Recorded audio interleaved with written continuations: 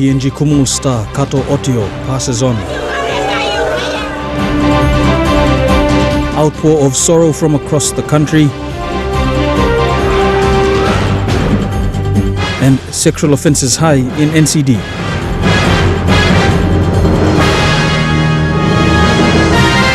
This is the National EMTV News with Meriba Tulo. A very good evening. Welcome to Tuesday's news. Our top story on the sudden death of Rugby League star Kato Ottio later on in the bulletin. But first, quicker response to public complaints is an agenda Port Moresby Police will be working to improve on this year. NCD Metropolitan Superintendent Pero Drano says this is to regain public confidence in police. He made these remarks during the opening of a two-day workshop for all officers in charge and section heads. The two-day workshop will assist OICs and police station commanders to effectively respond to public complaints and address ill-disciplined officers. The discussion this morning involved how to manage operations at the police station level and using technology when dealing with complaints.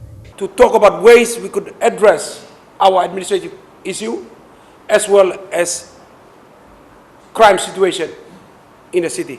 In using technology, a Facebook page called the NCD Alert was created and is being administered by a group of police officers. On this page, most criminal incidences, call for assistance or security concerns are posted by Facebook users.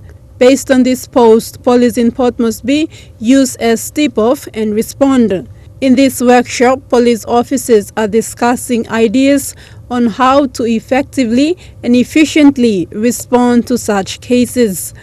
That we have done well on the first day and will complete this workshop on Thursday as well.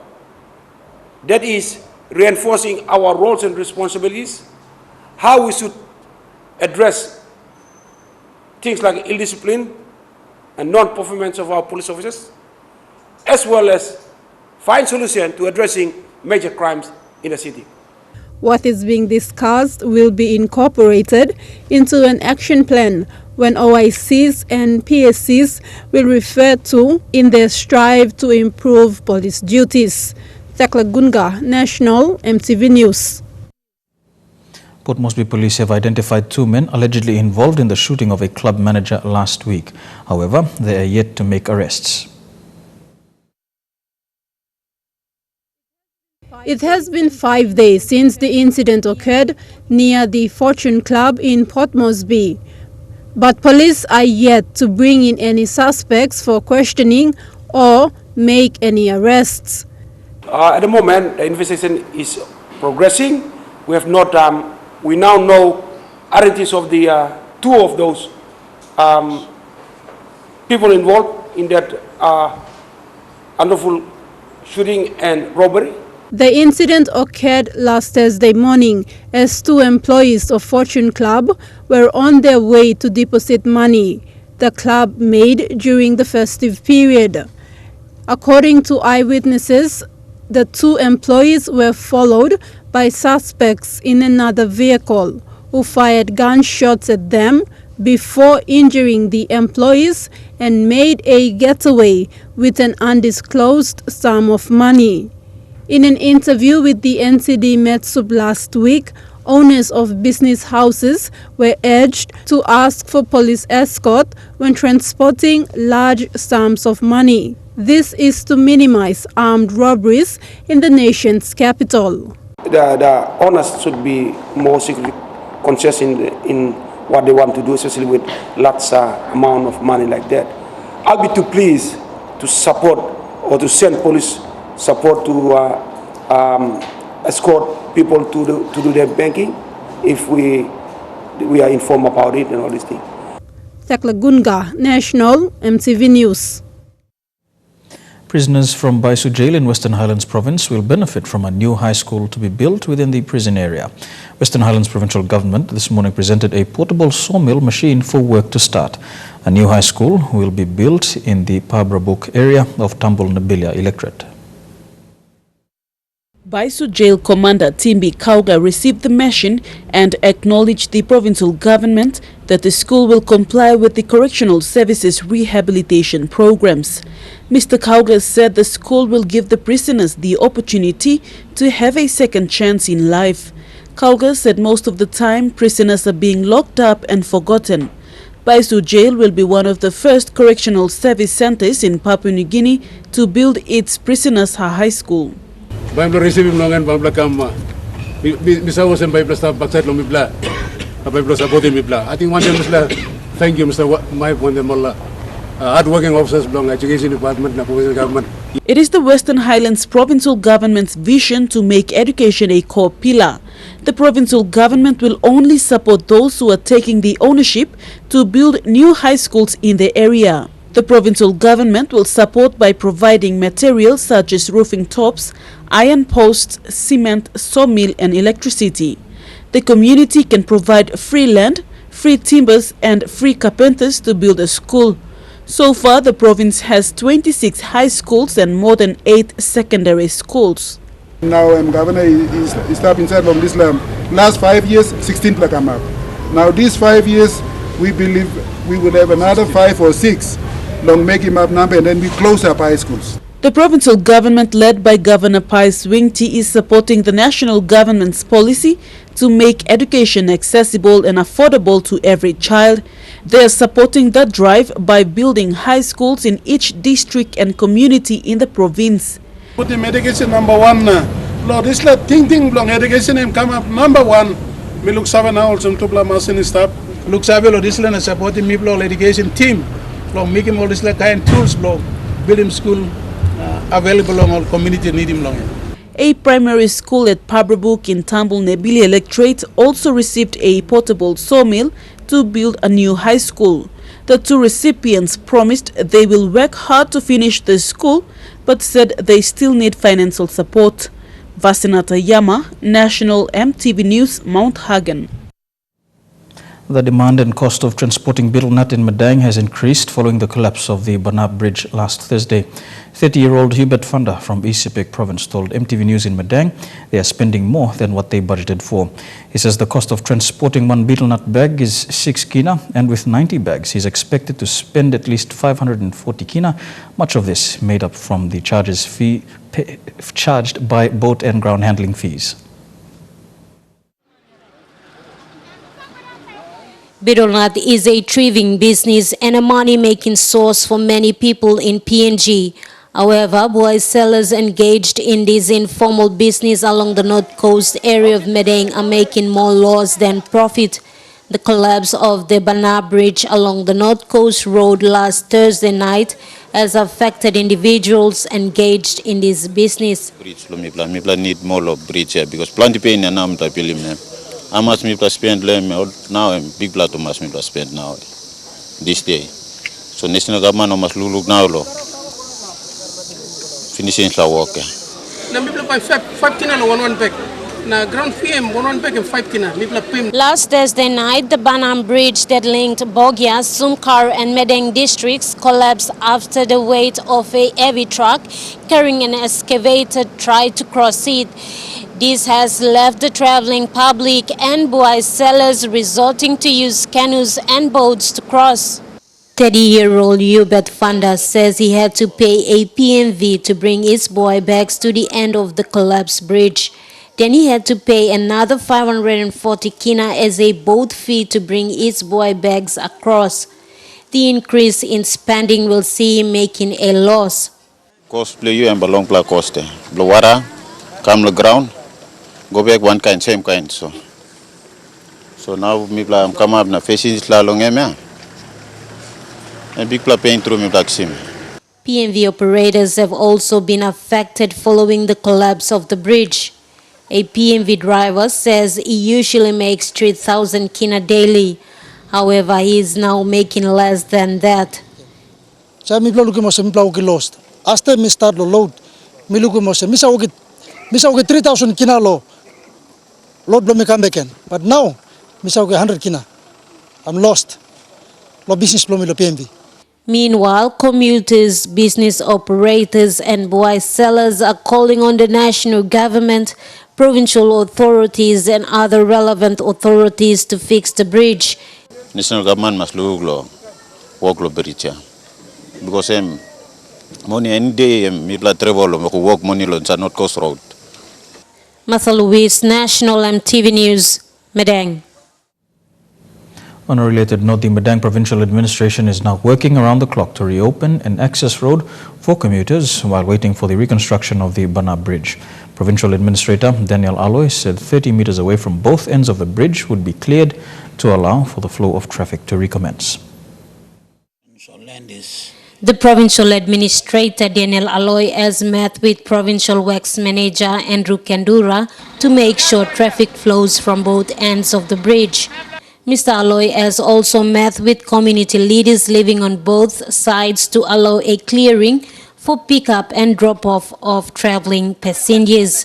For us as a provincial government and under the emergency situation, we decided to support two local contractors to make sure that they clear up the places. I think 30 meters away from the bridge itself, or some 50 meters away, so that all the vehicles will turn around there, and then we can only control the vehicles going in with cargo and coming out. Aloy explained they are now in discussion with the Provincial Works Manager to have the access road fixed and to allow traffic to return to normal. The 2-kilometer access road will see the clearing and grading of the road from Matugar through to Banab. It's an existing road. It's a matter of us working through it again and putting in bridges that we need to do. So it will be a joint effort. I commend the districts because they've taken the responsibility to do that. However, Mr. Aloy says from advice he has received, it would take up to 6 months to erect a temporary bridge, adding that for a permanent bridge, it would take up to a year. The works manager, the experts that have given the advice, it is most likely that it will take a little bit while to get that bridge done. On average, and according to the experts, to put a temporary pass, it might take up to 6 months to put a temporary pass. And I must emphasize that that's what the experts have raised, that the works manager has raised. It's maybe 3 to 6 months that will take. I'm not in a position to validate that. But then a permanent bridge will take almost a year. Meanwhile, local MPs from Bogia and Sumkar have also taken the lead in helping the provincial government and the Provincial Works Department to get the access road open. We got road stop along backside. We try to talk to more councillors along local communities. Now all people here, suppose only one bell, one temipla. Long straight in this road blow you mean long Matugar, they come backside, they come up long Banab. So that all people blow you mean, a business can flow. Actually, this bridge is elected blow me. I'm the member responsible. With no delay, Milaki Molsem bypassing must come on. Milaki Molman Mary must feel free to move go come. Martha Louise, National EMTV News, Medang. To our top story now, in the Rugby League fraternity in Papua New Guinea has lost one of its most talented stars, Kato Ottio. He was 1 day away from travelling to the United Kingdom to fulfill his dream of playing first-grade rugby league with the Winds Vikings. Ottio was the PNG Kumuls Star who represented Papua New Guinea at last year's World Cup. He passed away at the Pacific International Hospital in the early hours of this morning after developing a sudden health issue during training yesterday.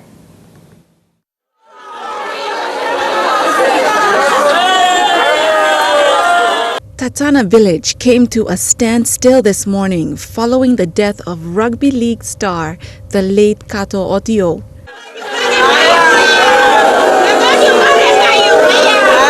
His body was brought home where he lives with his mother and siblings after his passing at 2 a.m. at the hospital.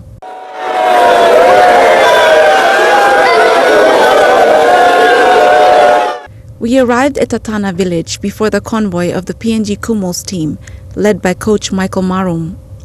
They came to show their respect to one of their great. The whole village gathered, children, youth, sharing their sympathies.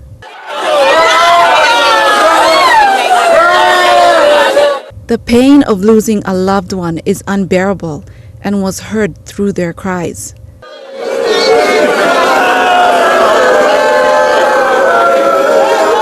The body of the late Kato Ottio was then taken to the funeral home, escorted by the PNG Kumuls team.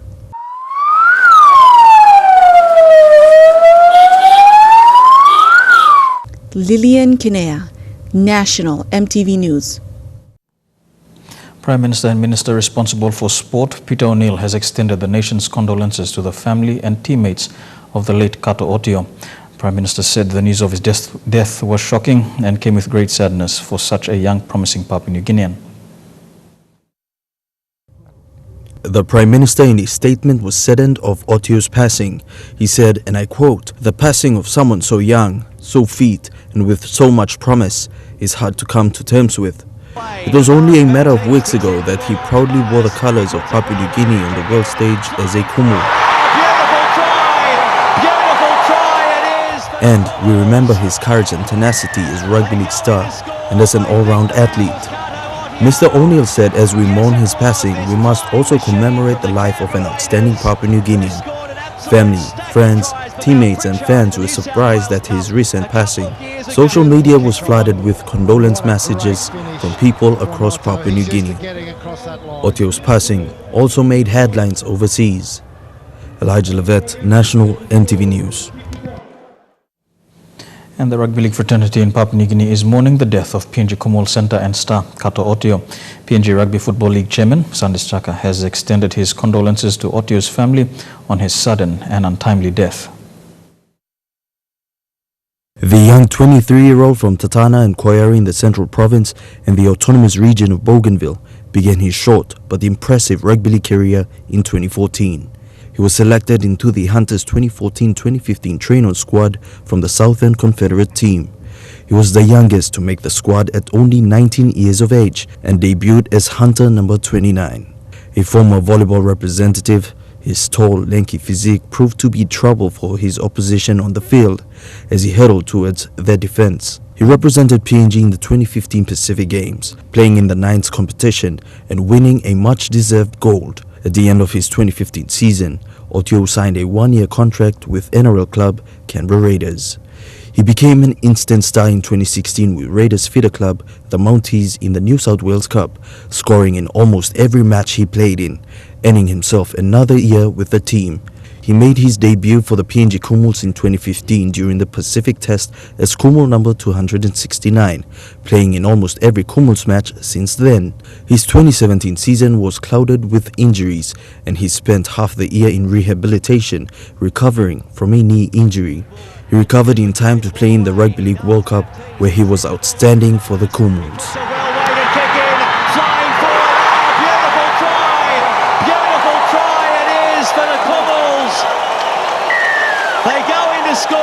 I think the man was Kato Ottio. He was set to join the Widnes Vikings this year and was to leave for England on Thursday. It is a trip he won't be making. Papua New Guinea Rugby Football League was crushed at Ottio's passing. The PNG RFL and his teammates here at the SP Hunters went down to visit the family and grieve with them this morning, and the body was released to the PNG RFL. We've taken the body, delivered it to a funeral home this morning at about 10:30. One of our best players in the country, late Kato. I think I worked with him since 2015. So he decided to come and join us. He called me. He made a phone call to me Sunday afternoon. Said, "Coach, what are the boys doing? Can I come and do some running with them?" So he said, "Yeah, we'll be training." And I asked him what time he was leaving. So, but anyway, he turned up and he made arrangements with his old Kumul playmates, and I asked him whether he was going to join us at the field or he would prefer to run on the road, but he chose to go with his mates. But yeah, so and then after we finished, he found out that he was at the hospital. And Coach Michael Marum spent the past 3 years with Ottio and has played a major role in his success. Marum says Ottio will always be remembered for his humility and consistency to training. Professionalism, and teamship. He was a team player, very humble. Haven't had any issue with him at all. So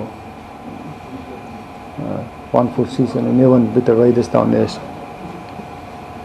yeah. Marum has suspended the Hunters' preseason training for an indefinite period till the team can be focused and ready for preparations. Ottio's cause of death is still unknown and will be confirmed by medical staff at a later date. We have not been advised of the particulars surrounding his death. We just know the stories. So until we reach the confirmed reports from the doctors, we will advise also. From now, all we would ask is for understanding that the family is grieving and respect their privacy. And once we get the details, both on the details on Kato's death and the funeral arrangements, we will make that available. Elijah Levet, National EMTV News. And Winds Viking Chief Executive James Rule says the death of Kato Ottio is an absolute shock to the club. In a statement, he said they were devastated to learn about Ottio's death, but he described him as an incredibly talented player with a bright future ahead of him in rugby league. The Vikings had looked forward to welcoming an exciting and passionate young man who had genuine potential for the future when he was due to travel to the UK to fulfill his dream of playing first-grade rugby league. They were in regular contact with the late Ottio. Rule said they'll be liaising closely with Ottio's family to support them in this difficult time. Winds Vikings will of course be looking to celebrate Ottio's life and pay sincere respects to someone who they believed would have become a hero at their club. You're with Tuesday's news. We'll have more after these messages. Stay tuned.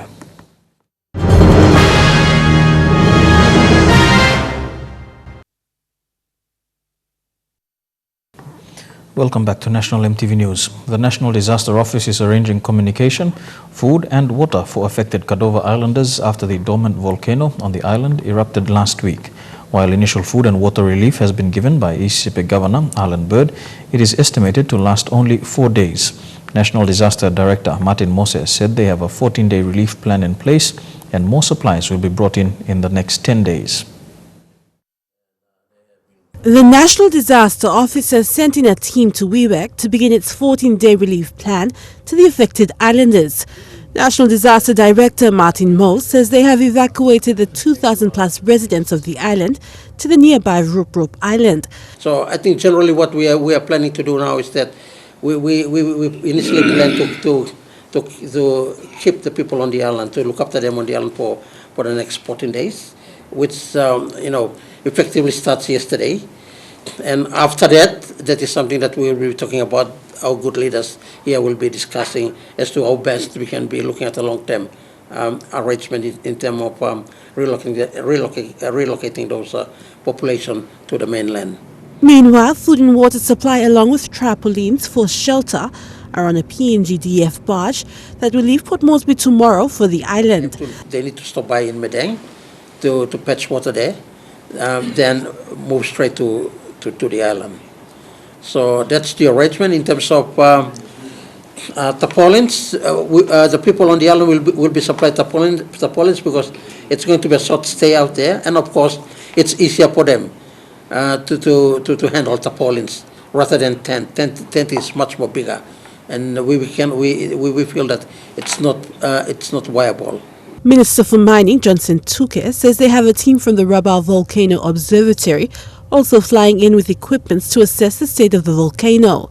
I think under the ministry, my department, precisely the observatory guys will be with us tomorrow, and we will provide all the technical aspects of it, and perhaps the relevant authorities and bodies will take on board from there to make a proactive decision as to how we can be able to look after our people there.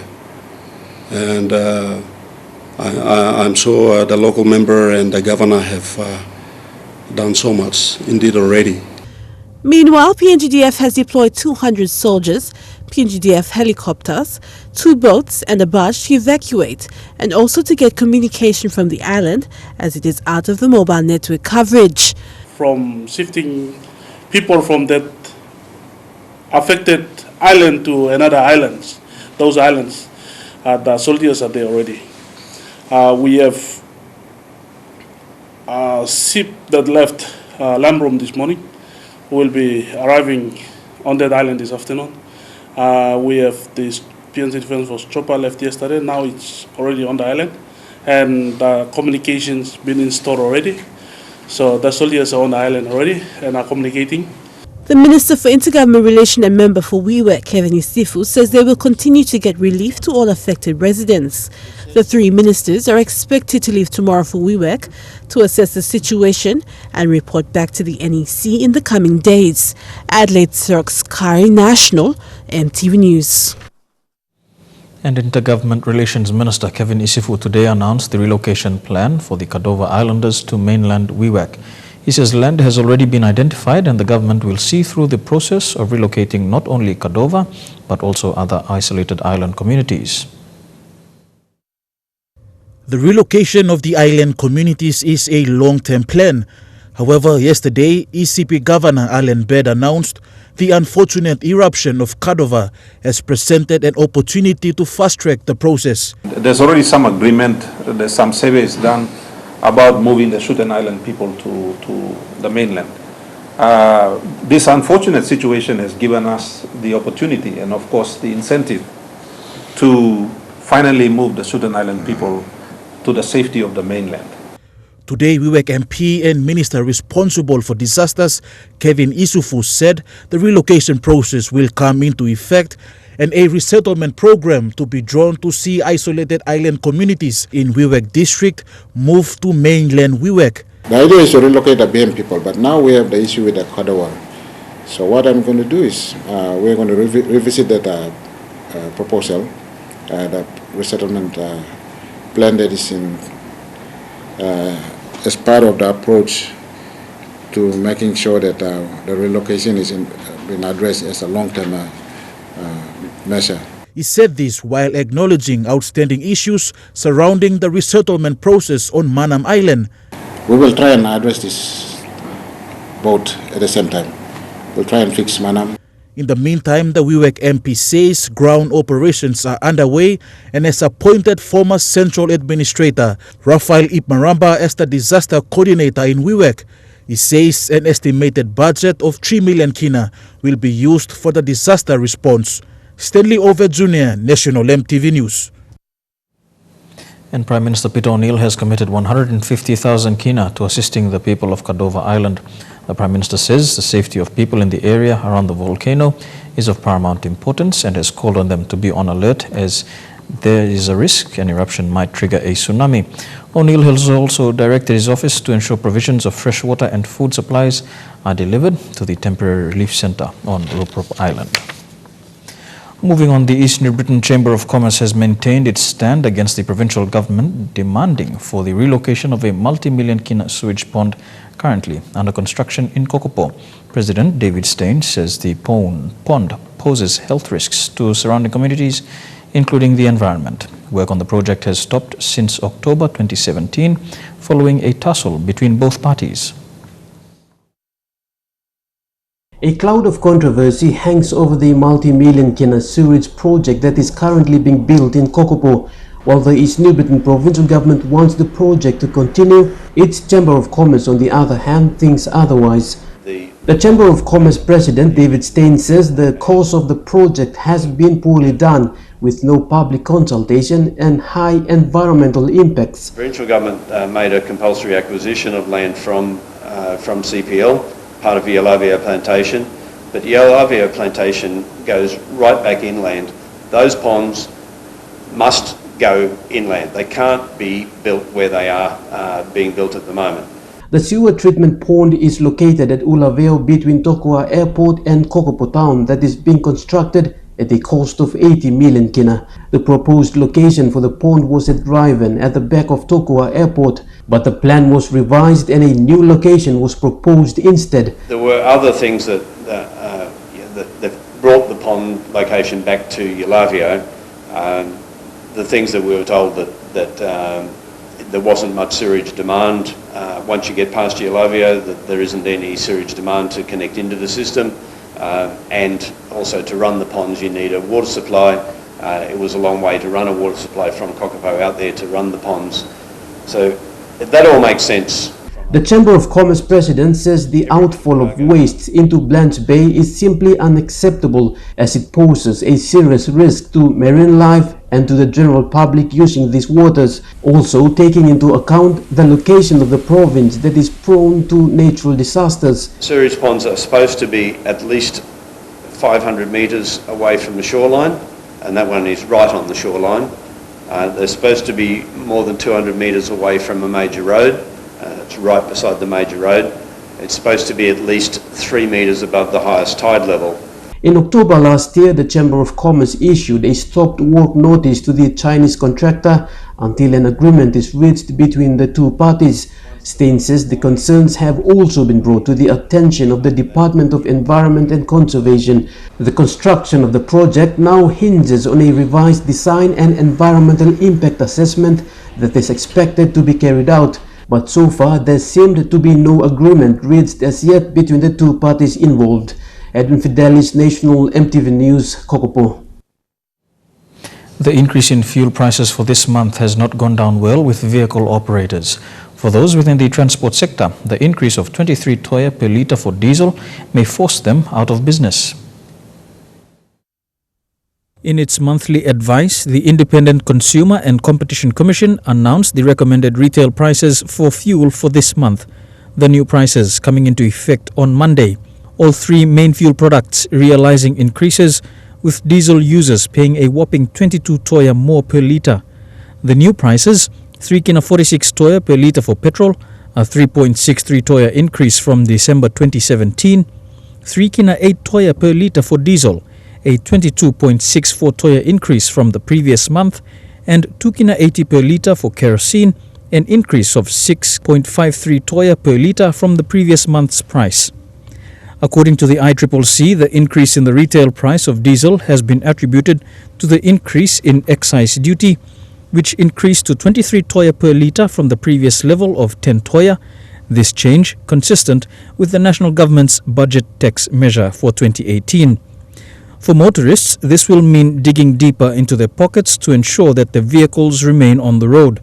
And for PMV and taxi operators, the increases are just too much. So now I think I'm putting 200 kina loan per day or something. 100 kina lo morning, 100 kina afternoon. In how much because we plan to make money. What's block hard to go on top now? We plan to go back house and there's a good taking slow on per day.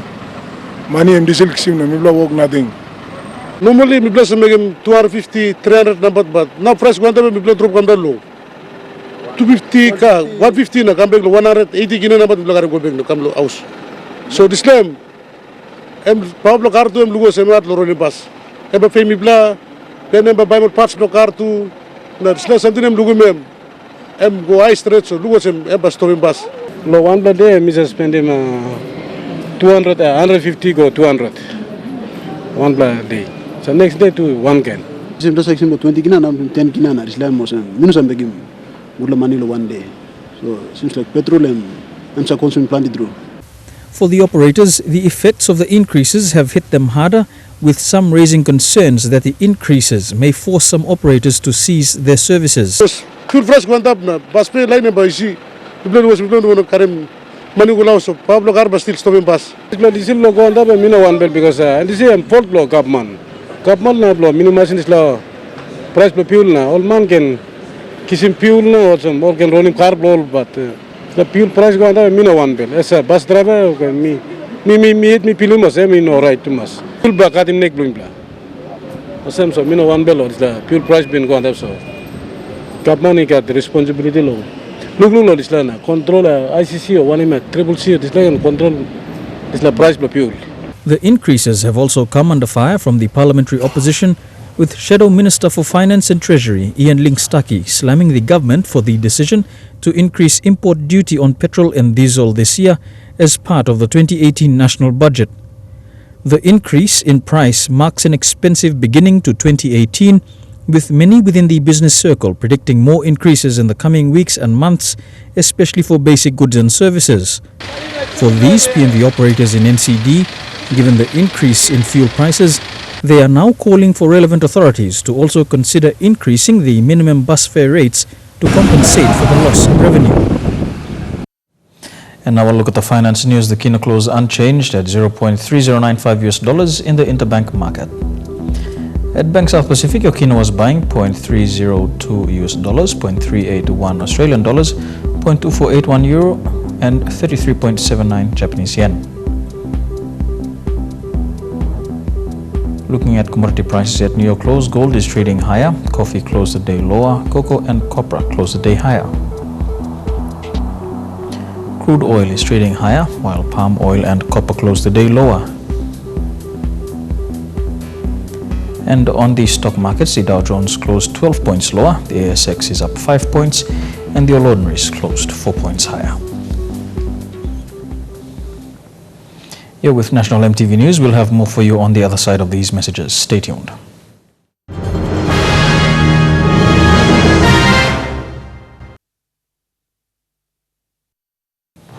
Welcome back to the news.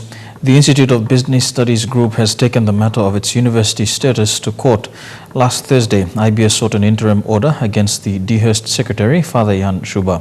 While the National Court granted the interim orders restraining Father Jan from taking further administrative steps under the Higher Education 2014 Act, the court refused to grant orders sought by IBS to restrain Father Jan from making media statements against the status of the institution.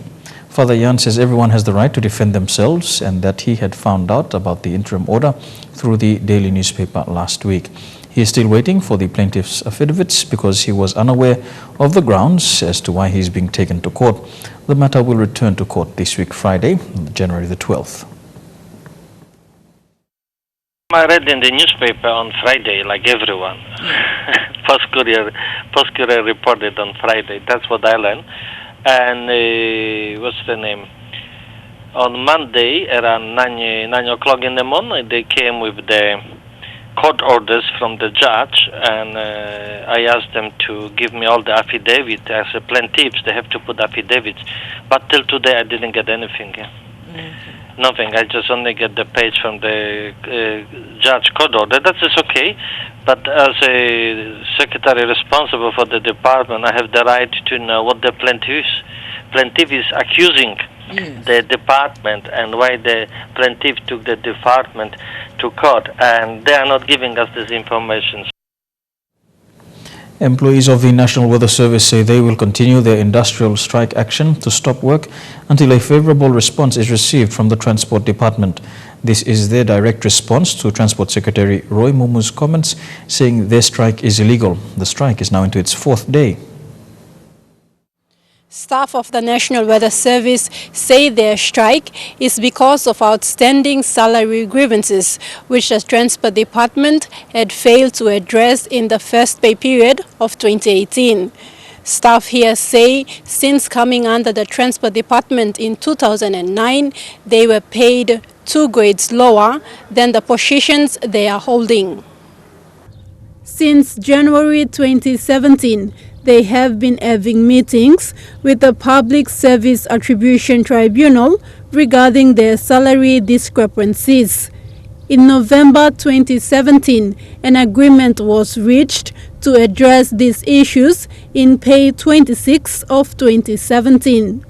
But when that did not happen, NWS staff took industrial actions to go on strike in December 2017. However, because they claim being verbally promised by the Transport Secretary that the matter will be addressed in the first pay period of 2018, they continued working. The Secretary of Transport Department made his verbal assurance that our issues will be addressed by pay number 1 of 2018. The committee of PNG Water Service asked for an MOA to be signed during that hearing, but the Secretary of Transport Department gave us his verbal assurance that I am the Secretary of Transport Department and you're all my staff, and I will pay your dues by pay number 1 of 2018. Yesterday, the Transport Secretary said the stop work is illegal due to the non-compliance to the Public Service Attribution Tribunal process and urged the employees to resume duties. As far as I'm concerned, The strike by our National Weather Service officers is illegal. First, it does not comply with the arbitration tribunal's process. The secretary had also issued a showcase notice to Albert Walongo, the NWS acting chairman, because of the strike action. I have given their team leader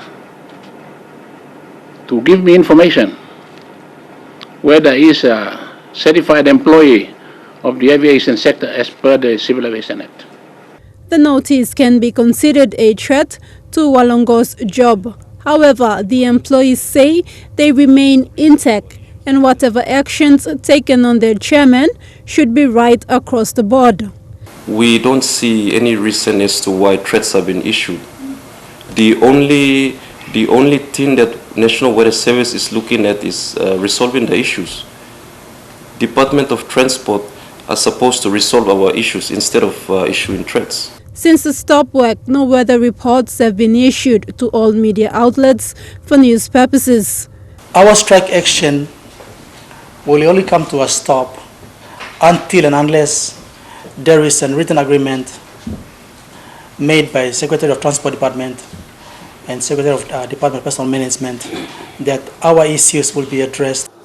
Meanwhile, the Civil Aviation Safety Authority is providing information on weather details to assist the airline industry continue its service.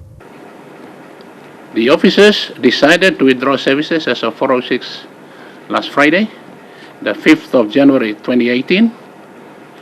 Our objective and focus as a department is to ensure that the required levels of service continues to be provided to allow our aviation and maritime operations to continue with their normal operations. It has been 4 days since the stop work last Friday. The staff say the strike is legal and they will continue their industrial action to stop work until a favorable response is reached with the Transport Department. Thakla Gunga, National MTV News. Yeah, with National MTV News, we go for a break, and on the other side, some sporting updates in Trukai Sports. Don't go away.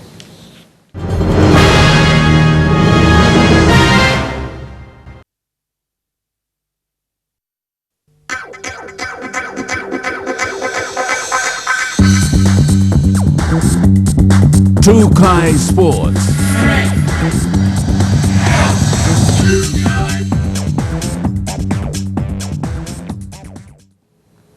Welcome to Trukai Sports. As the country reels from the shocking death of Rugby League star Kato Ottio, Enga Governor Sepita Ipatas today joined the nation in conveying his condolences to the family of the late Kato Ottio, who passed away early this morning.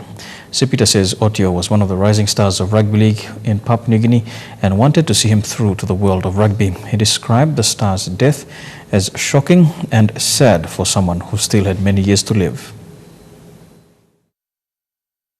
Our condolences goes to the family. You know, it's a sad situation. It's one of our very promising stars. You know, who would have, you know, some of us who have followed rugby league very closely, we want to see some of these young people actually, you know, play top great football. And it's pretty hard to. It's very competitive, and you know, he was one of the patients that we were looking on to. So it's a very, very sad thing for rugby league as well as, you know, any sport in the country. So, you know, it's a sad, you know, event for all of us. We go for a quick break and be back with more of Trukai Sports on the other side. Stay tuned.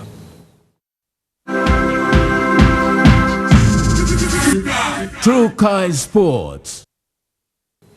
Welcome back to Trukai Sports. To cricket quickly, and Hebo PNG Kumuls went down to current title holders of the Under-19 World Cup, West Indies, in a warm-up match in Christchurch, New Zealand. The Kumuls succumbed to a 7-wicket defeat. The Kumuls will now face host New Zealand for the first time in an Under-19 World Cup match. This match kicks off the Kumuls campaign this year for the ICC Under-19 Cricket World Cup. And that's all we have on Trukai Sports. We go for a break and be back with more. Stay tuned. True Kai Sports.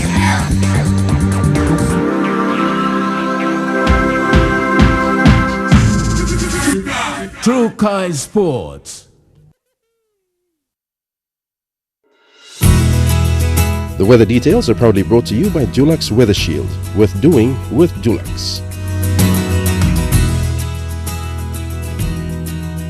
Now, unfortunately, due to the ongoing unresolved issues involving the National Weather Service, we are unable to bring you the weather forecast for the next 24 hours. But before we end the news, a recap of our top stories this evening. PNG Kumuls Star Kato Ottio passes on, outpour of sorrow from across the country, and an increase in sexual offences in NCD.